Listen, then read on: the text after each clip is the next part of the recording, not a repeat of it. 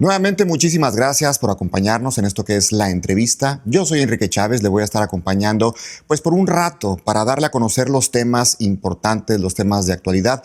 El día de hoy me da muchísimo gusto darle la bienvenida aquí en este foro a Enrique de la Madrid Cordero, ex secretario de Turismo del Gobierno de la República, analista político, ahora es director del Centro para el Futuro de las Ciudades del Tecnológico de Monterrey. Tocayo, qué gusto. Tocayo, muchas gracias por la invitación, gracias por la oportunidad.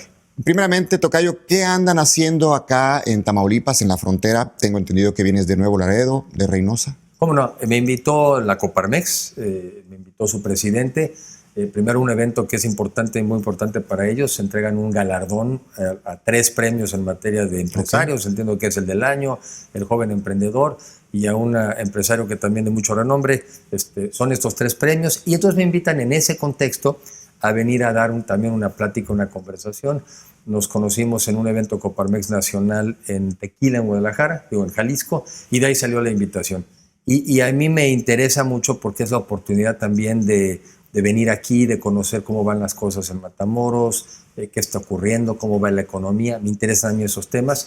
Y también esto es la oportunidad también para reflexionar y dar puntos de vista del México que podemos tener, hacia dónde van las cosas en el mundo. Claro. Y eso realmente es una conversación. Perfecto. Bueno, primeramente llegaste a Nuevo Laredo. Llegué a Reynosa. Okay. Nuevo Laredo estuve ya hace un par de semanas, comentaba, sí, porque la pregunta fuera al aire de Tamaulipas, ¿cómo la ves? Uh-huh. Pues la frontera en México es un área muy importante, pero no es una frontera igual. ¿Por qué no es lo mismo? Y esta es una reflexión que también tiene que ver con lo sucedido hace poco con el alza de los salarios en Matamoros y en la frontera. Esto no lo sabía yo, alguien me lo explicó, un exsecretario de Hacienda me dijo, sí, es que la frontera no es igual. El tipo de empresas, por ejemplo, algunas de ellas en Chihuahua, donde está la industria aeroespacial, por ejemplo, son salarios más altos. Entonces, si allá tienes un aumento del salario mínimo, no importa. No pasa nada porque en esas industrias... No impacta, no refleja. No impacta negativamente, sí, porque claro que importa porque suben los salarios de la gente, pero no le impacta negativamente a esa industria, porque esa industria ya pagaba salarios más altos. ¿No están obligados, digamos, las empresas, de pronto hay un incremento en el salario mínimo, a incrementar los demás salarios, aunque no sean mínimos? No en la misma proporción. Sí. Realmente el salario mínimo lo que pretende es que nadie gane por debajo de un mínimo, ¿no? Tú legalmente no debieras pagar por debajo de eso. Pero ya después las empresas, la negociación salarial, pues es la que va determinando cuándo pagas. ¿Qué pasó en un lugar como Matamoros? La explicación es esta. Todavía existen industrias en donde están todavía aquí instaladas mucho dependiente del nivel salarial. Sí. No están tanto porque están enfocadas en un trabajador de ciertas habilidades ya más sofisticadas, sino están mucho por el precio del trabajo. Sí, porque pagan poco. Porque pagan poco. Sí. Entonces, cuando en ese tipo de negocios aumentan el salario, y además lo que aquí ocurrió, cuando los contratos tenían todavía indizadas prestaciones y cosas, pues se te sale de control. La cláusula 47. ¿No? Sí. Eso yo creo que ahí también lamentablemente son cosas que ocurren en los años, no prestas atención y bueno, de repente. Entonces, lo que es relevante yo creo que esta experiencia es que, que no estén los contratos indizados al salario mínimo, pero lo más importante, que vayamos evolucionando a tener industrias y empresas de más valor agregado. Correcto. Que no vengan a nuestro país principalmente porque el salario es bajo, que vengan porque encuentran mano de obra calificada, porque encuentran una mano de obra también innovadora, en fin. Entonces, no pegó igual en la frontera el aumento salarial en Chihuahua que en Matamoros. Ok, por eso es la diferencia. Dentro del Tratado de Libre Comercio que existe ahora, y yo creo que tú, Tocayo, estás muy bien enterado de cómo funciona, pero yo había escuchado cuando apenas estaban en las negociaciones que Estados Unidos había pedido para entrar al tratado, para que fueran estos 3 países correspondientes, que los trabajadores en México ganaran algo muy similar a los trabajadores de Estados Unidos, lo cual se me hace pues difícil. ¿De dónde van a sacar las empresas para pagarlo? Y por otro lado, pues por eso están aquí, para pagar poquito, ¿no? ¿Cómo quedó esa negociación? ¿Cómo no? A ver, la parte que yo conozco más, pero es la que tengo más clara y lo demás lo iremos identificando. A ver, primero hay que saber que la firma de este tratado es bueno para México. Sí. Es bueno porque mantenemos el acceso a los Estados Unidos libre de gravámenes, libre de aranceles, porque por eso ellos luego le pueden amenazar a Brasil y Argentina, te voy a subir los aranceles, ¿no? Porque no tienen esos convenios comerciales. Entonces, primero es bueno para México, mata esa incertidumbre y no seguimos negociando porque nos querrán sacar más. ¿Qué parte también como mexicanos tenemos que entender? Sí, ese tratado está hecho, entre otras cosas, para dificultarle a las empresas americanas que se vengan ya a invertir a México. Sí, porque pues son salarios, perdón por el término, pero son salarios de hambre todavía. Pues yo creo que algunos sí. Y entonces los americanos y sobre todo ya también los sindicatos americanos empezaron a hacer el punto de que era injusto que muchas empresas americanas se vinieran a México, sobre todo por los salarios más bajos. Entonces ellos, defendiendo a su mano de obra, empezaron a presionar a su gobierno para que ellos presionaran al nuestro de que si se iban a venir a México no sería por salarios más bajos. Entonces en el sector automotriz concretamente, que es el que más les ha pegado, Es correcto. ellos, sobre todo hay una cláusula importante donde dice el 40% de la producción de vehículos tiene que ocurrir en zonas donde se pague $16 la hora. ¿No? ¿Y cómo sería eso? Bueno, pues en Estados Unidos. ¿No? Entonces, ¿qué quiere decir? Que si tú en México quieres cumplir con esa regla, tú vas a tener que pagar ese salario en esas plantas americanas en México. ¿Qué va a pasar? A ver, yo creo que sí debes de poder, te voy a decir en qué sentido, sí debes de poder. Primero, para ir por partes. Primero, el costo laboral de una industria muy automatizada ya tiende a ser más bajo. Son muchas manos robóticas. Ya son muchos robots. Sí, es correcto. Ya son muchos robots. Ya la mano de obra armando cada vez es menor. Por eso se reduce a los controles, ¿no? Más bien. Y por eso en Estados Unidos, la gran parte del problema, y por eso a mí estas soluciones me parecen en el fondo artificiales. Tratar de defender al empleo americano, argumentando que los mexicanos somos más baratos, no es nada más eso por lo que han hecho los americanos, pues cambian robots por personas. Entonces, correcto. Ahora, en México sí que tenemos que entender que como si nos vamos a volver ahora más caros, pues entonces, como dicen los empresarios de aquí, oye, mano, pero entonces yo pago la luz más cara en México que en Estados Unidos. Yo pago la gasolina más cara aquí que en Estados Unidos. Claro. Yo pago tasas de interés aquí más caras que en Estados Unidos. Entonces hay que ser realistas en México de que sí, los salarios van a subir, tenemos que volvernos más eficientes en otros insumos o nos vamos a salir de la competencia. O bien que haya alguna clase de, no sé cómo llamarle, beneficios tal vez por parte de los gobiernos estatal y federal para esos empresarios, de alguna forma que ellos puedan subsidiar ese incremento de gastos. Mira, es un tema de todo el país, pero yo lo veo por regiones. Aquí, por ejemplo, nomás pensando en voz alta, aquí tienes tierra y tienes viento. Deberíamos de meterle fuerte al tema de las energías eólicas. En México en general deberíamos de meterle fuerte al tema de las energías fotovoltaicas. Sí. Tenemos gas en México, nomás y tenemos gas en Estados Unidos. Bueno, pues de hecho en Reynosa, ¿no? La cuenca de Burgos. ¿No? Y tenemos estos atavismos, estas tonterías de que nosotros en México sí tenemos gas, pero decimos, pero no vamos a hacer fracking en México, ¿no? Como sí lo han hecho en Estados Unidos. Eso es peligroso. A ver, todo es peligroso. ¿Subirte un avión es peligroso? Sí, claro. ¿Subirte un coche es peligroso? Pues yo no, porque manejo bien despacito. ¿No? Todo tiene peligros. Sí, todo tiene sus riesgos. Inconvenientes, pero manejas los riesgos. Alguien me decía, sin salirnos mucho del tema, así rápido, no recuerdo su nombre, pero tenía que ver con el tema del cuidado ambiental. Sí. Y decía, en un momento determinado, si recurrimos al fracking como una solución económica para el país, que hay mucho gas de lutitas en México, supuestamente. Vamos a llegar un día también a pelearnos por el agua. Porque se supone que el fracking se hace con agua y van contaminando también mantos acuíferos por la profundidad de lo que se hace todo esto. Entiendo que parte del argumento ha sido el agua, pero también entiendo pues, que se han ido haciendo mecanismos más eficientes, mejor para poder extraerlo. Pues sí, o sea, a ver, también que nadie nos lo platica, pero imagínate ir a extraer petróleo, ¿qué creen? ¿Que es limpio? ¿Que sale lavadito, ¿no? Que sale así como y en el mar, ¿no? Tranquilamente. No. O las fábricas, por ejemplo, en México, todavía el absurdo que estamos produciendo en electricidad todavía a partir del carbón, ¿no? Eso sí es sucio. Lo que quiero decir es, en México vamos a tener que hacer cosas para que otros insumos se abaraten, porque se va a ir encareciendo el salario, y qué bueno que se va encareciendo el salario.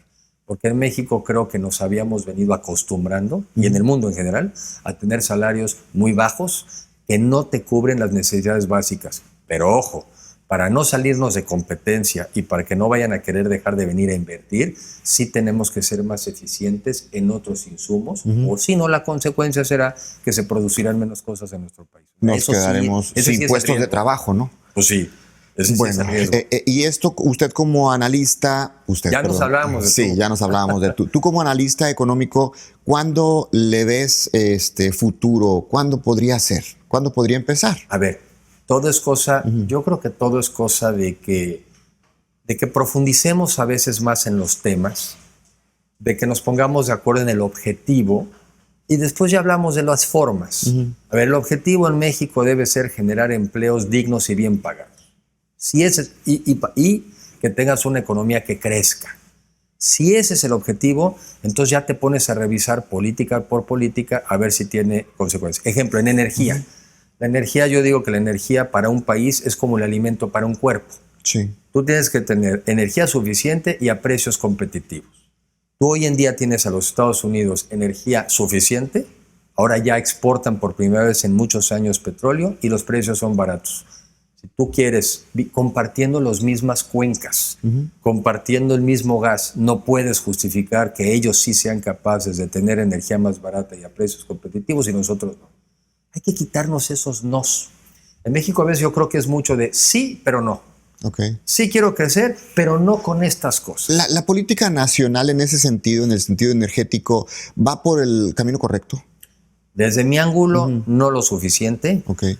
Porque yo entiendo que en los 80s, cuando lo único que sabías explotar, por decirlo así, era petróleo, pues yo entiendo que además era un México que descubrió unos yacimientos extraordinarios y dices, pues petróleo. Pero hoy en día, en un mundo de cambio climático, donde en México es de los países que también más vulnerable al cambio climático. ¿Qué es eso? Pues tenemos son más tiempos de sequías, tenemos más huracanes, tenemos el riesgo de que se invadan, que aumente el nivel de... ¿no? Bueno, en ese mundo y con tecnologías hoy que te permiten sacar energía del viento y de lo solar, no puedes seguir pensando que la solución es el petróleo. Andrés Manuel López Obrador, el presidente de México, le apuesta a las refinerías. Sí. ¿Tú qué le dirías? ¿Que mejor viera los campos de creación de energía eólica, fotovoltaica, tal vez como tema alternativo, para que vayan paralelos, no tanto desaparecer una actividad para aparecer otra? ¿Pero qué le dirías? A ver, en general yo he escuchado y he leído. Primero, hoy tienes refinerías en México, entiendo que son 6 o 7, que ya existen, y que entiendo que el gobierno actual lo está haciendo, está acondicionándolas, porque traíamos esas refinerías al 40% de su capacidad instalada. Entonces, lo primero, pues, es tratar de que esas refinerías estén a su máxima capacidad, que no es el 100, sí, pero que antes de pensar en hacer una nueva.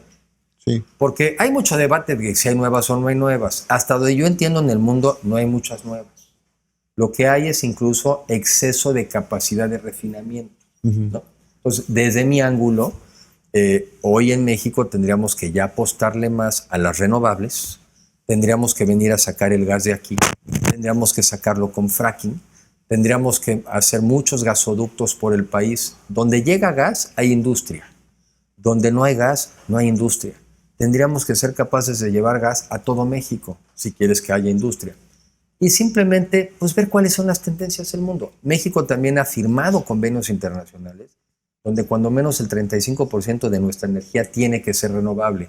Y hoy lo cumplimos porque metemos a las hidroeléctricas como energías renovables. No son, pero no estamos del todo creciendo al ritmo que tendremos que ir. Yo creo que la tendencia en el mundo es más renovables y menos fósiles. Ok. Ahora, ¿se puede sectorizar las diferentes áreas, espacios de México? Y me voy en lo cortito aquí a Tamaulipas. Recordemos que Matamoros en un momento fue un municipio que tenía pues gran actividad industrial, mucha mano de obra. Íbamos creciendo y no tanto Reynosa. Luego algunas empresas se fueron a Reynosa y creció más que nosotros, Nuevo Laredo también, y aquí se fue estancando. Hay quien ha llegado a decir que Matamoros debería de buscar otras actividades, como por ejemplo, tiene playa, tiene consulado, tiene frontera, entonces pudiera ser el tema más turístico y de visitantes que vienen a arreglar la visa, o cuando ya el consulado lo puede hacer, la residencia como en Ciudad Juárez, y hacer más hotelería en ese sector, la playa, darle una expansión mayor, y tenemos los puentes internacionales para quienes vienen del centro y que van a cruzar a Estados Unidos, se pueden quedar a pernoctar unos cuantos días en Matamoros. ¿No sería bueno ya quitarle la etiqueta de un Matamoros industrial y cambiarla por un Matamoros que incluso podría ser turístico? A ver, platicábamos en la reunión con la gente de Coparmex, una reunión previa. Creo que un poco la visión que yo he ido desarrollando bueno, aquí el mercado más importante es el americano. Sí. Y después, obviamente, los vecinos de ustedes por aquí, ¿no? Pero el mercado más importante es americano. La pregunta es, ¿qué de lo que necesitan ellos puedo hacer yo? Esa es la pregunta. La pregunta no es qué hago yo y a ver si se los vendo. ¿Qué de lo que ellos necesitan puedo hacer yo? Dentistas, ¿no? Medicinas, farmacias, doctores. Ahí te va otra. Hoy en día, en esta economía digital, las empresas que están creciendo en el mundo, ejemplos, Amazon, Facebook, Uber, Twitter, todas estas empresas nuevas son el mundo digital. Esas empresas valen más hoy que la industria petrolera. Claro. Valen más que la industria automotriz, hacia allá están creciendo. Entonces yo la pregunta que me haría es, ¿cómo me conecto con ese tipo de empresas, esas y las que surjan, y cómo yo le doy herramientas a mis jóvenes de Matamoros en temas de programación, en temas del mundo digital, y los conecto? Porque hoy en día te puedes conectar por el espacio, por internet, no te necesitas mover, ¿no? Digo, los casos extremos ya los hemos oído, ¿no? El médico que saca una radiografía en Estados Unidos, pero se la manda que se la interprete un radiólogo en la India. Nosotros estamos al lado, en el mismo uso horario. Entonces, yo creo que tenemos que encontrar una economía en Matamoros acorde con la economía del mundo y de las necesidades. Entonces, no sería una industria, pero una industria de más valor agregado. Sería una industria donde incluso haces diseños, ya no es solo la maquila, ¿no? Y nunca depender de una sola cosa. Porque entonces nos pasa como en el México de los 80s. El 80% era de las exportaciones era petróleo. Se te cae el petróleo, se te cae la economía. Exacto. Hay que diversificar. Pero sí creo que la economía de hoy es una economía del conocimiento, es una economía de servicios. Estamos pegados al lado de la economía más grande del mundo. Hay que movernos hacia esa economía. Economía yo creo digital. Que lo has visto en los pocos días que has estado acá en la frontera o que has venido, y yo creo que de todas maneras tienes pues una radiografía tal vez de lo que se necesita hacer en Matamoros, en Reynosa, Nuevo Laredo, incluso en el sur del estado. ¿Cómo mejorarías nuestra economía, nuestra competencia? Yo también comento que estoy ahora en el Centro para el Futuro de las Ciudades del TEC de Monterrey, y que he hecho algunos viajecitos previos para tratar de definir qué vamos a hacer, un poco experiencias internacionales. Yo creo que hoy el mundo es más por áreas y por ciudades que por país, ¿no? Perdón que lo diga, pero Matamoros no le debe preocupar mucho lo que está pasando en Oaxaca. No, pues no. Incluso ni le debe preocupar mucho lo que está pasando a nivel del gobierno federal. Lo que le debe preocupar es de qué vamos a vivir las gentes de Matamoros. Y en ese sentido creo que es un tema de todos. No es un tema nada más del gobierno municipal o del gobierno estatal. Son los empresarios, son las universidades, son las agrupaciones civiles las que se tienen que juntar y decir, oye, somos corresponsables todos, ¿eh? Esta idea de que el municipio lo resuelve, ya sabemos que no. A ver, los municipios también tienen sus restricciones de dinero, llegan y no encuentran la infraestructura, dónde está el plan, y en 3 años ya me tengo que ir, ¿no? Ahora ya tengo la reelección. Lo que quiero transmitir es que es un tema colectivo y juntos tenemos que tomar la responsabilidad de las áreas donde vivimos. Así es como yo veo que han evolucionado ciudades, y pongo ejemplos. Bilbao hace muchos años, cuando era una industria también acerera, se viene abajo la industria acerera, se viene abajo Bilbao. Y no fue una genialidad nada más del gobierno municipal, fue un grupo de ciudadanos, de empresarios, de universidades, donde juntos empezaron a pensar cómo reinventamos esto. Matamoros tiene una situación similar. se ha venido desindustrializando. Sí. Por lo que me han platicado, otras ciudades de la frontera van creciendo más. Tienen una situación que amerita sentarse y decir, ¿para dónde vamos? ¿Qué vamos a hacer? Vamos a reconvertirnos, nos vamos a reinventar. Esa es un poco la reflexión. Se han ido algunas empresas por culpa de esa cláusula 47 del CJOI, que es el Sindicato de Jornaleros.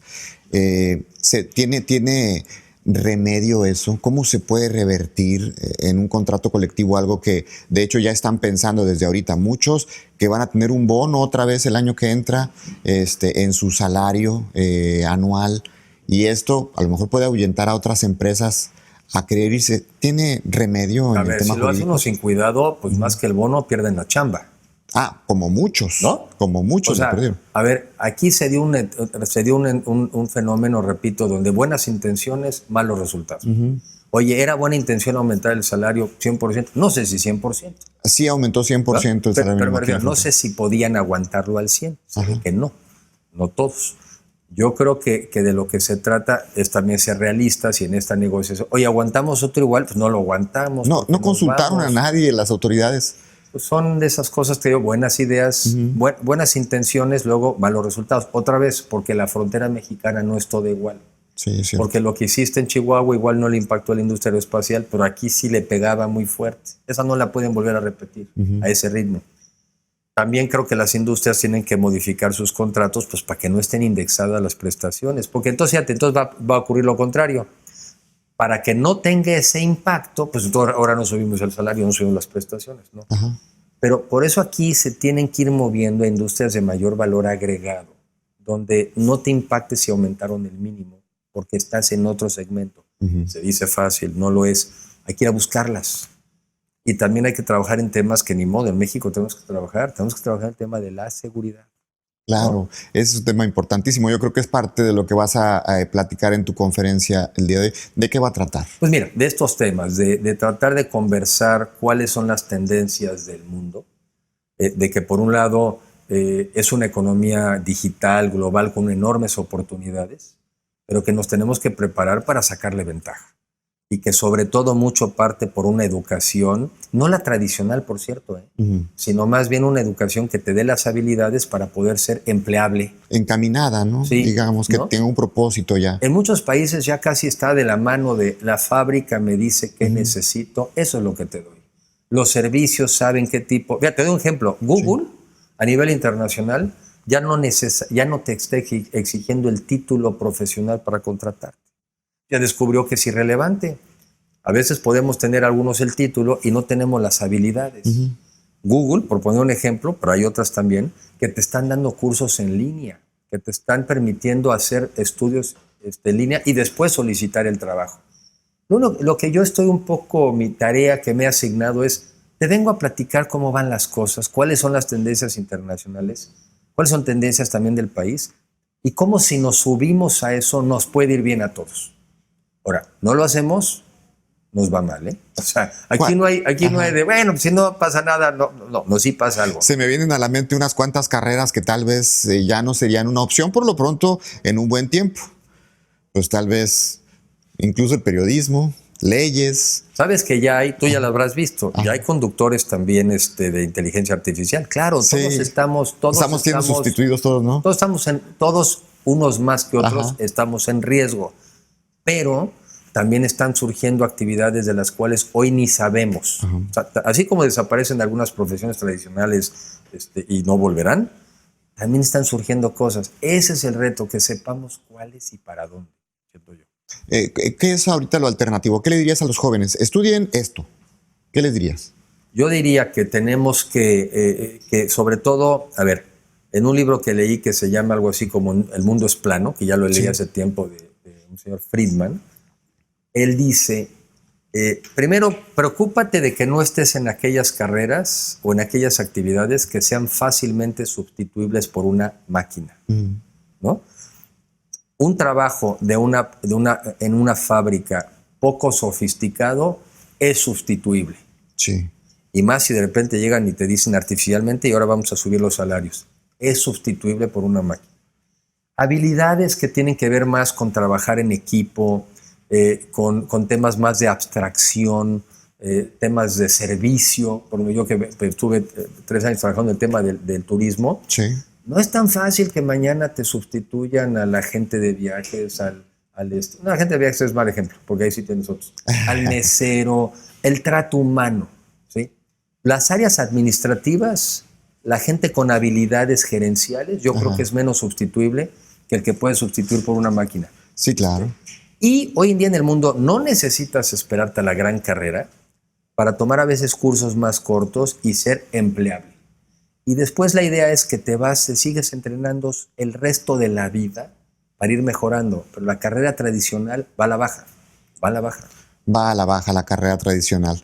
Bien, pues yo creo que con esto nos vamos. Me da mucho gusto que hayas estado con nosotros el día de hoy porque este tipo de pláticas, Tocayo, Enrique, creo que son importantísimas, no solo para los empresarios, también para los jóvenes, para tomar decisiones en lo futuro, qué vamos a hacer si queremos crecer como municipio, como estado, como país, como frontera, tener alternativas mejores, porque a veces habrá quien quiera poner un negocio y no sabe qué hacer. Sí. ¿Cómo le hago para ganar dinero? ¿Unos tacos? No, hay muchos.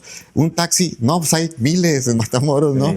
Cuestiones así, que necesitamos que alguien que ya analizó, que ya lo vio, incluso que lo vivió, nos lo venga y nos lo platique. Te agradezco muchísimo que hayas venido. Al contrario, gracias por la oportunidad y permitirme contigo y con tu auditorio hacer estas reflexiones. Bien. Estuvo con nosotros Enrique de la Madrid Cordero, quien es ahorita el director del Centro para el Futuro de las Ciudades del Tecnológico de Monterrey. Yo soy Enrique Chávez. Hasta la próxima.